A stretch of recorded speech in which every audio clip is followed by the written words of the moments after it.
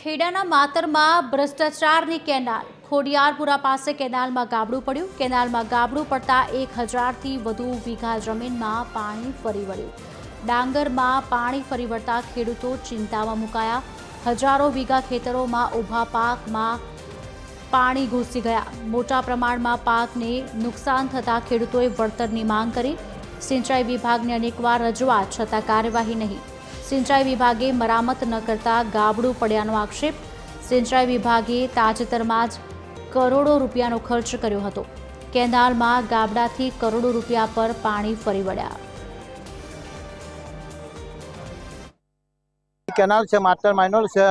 આ ગાબડું છેલ્લા 6 મહિના વર્ષથી ચાલુ હતું, પાણી નિકાલ ચાલુ જ રહેતું હતું બરાબર, પણ કોઈ એની તકેદારી હતી નહીં। એના માટે વધારે પાણી છોડી મેળ્યું અને કેનાલ ઉભરાઈ ગયા, એના માટે ગાબડું પડી ગયું છે। મારી જમીન અહીંયા જ આવેલી છે, આશરે લગભગ 4-5 વીઘા મારી જમીન છે। એ ખુદ બધી ડૂબી ગઈ છે, લગભગ 15 ફૂટ જેટલું ગાબડું પડી ગયું છે। હજુ સુધી પાણી બંધ કરવામાં આવ્યું નહીં। અત્યારે લગભગ રાત્રે 1:30 વાગ્યાની આજુબાજુનું કેનાલ તૂટી ગયેલી છે। માતર સબ માઇનોર કેનાલમાં રાત્રે લગભગ 2 વાગ્યાની આજુબાજુ કેનાલમાં ફૂલ પાણી હતું અને કોઈ કારણસર ગાબડું પડી ગયું, કેનાલ તૂટી ગઈ છે, જેના કારણે હોનારત ઓચિંતાની સર્જાઈ અને એમાં ખેડૂતોને આખી આજે આજુબાજુની ક્યારી દેખાય છે, લગભગ 800થી 1000 વીઘા જેટલી જમીન હશે, બધામાં ડાંગરની રોપણી થઈ ગયેલી હતી અને કેનાલના પાણી ફરી વળ્યા છે। એના કારણે ખેડૂતો પરેશાન થઈ ગયા।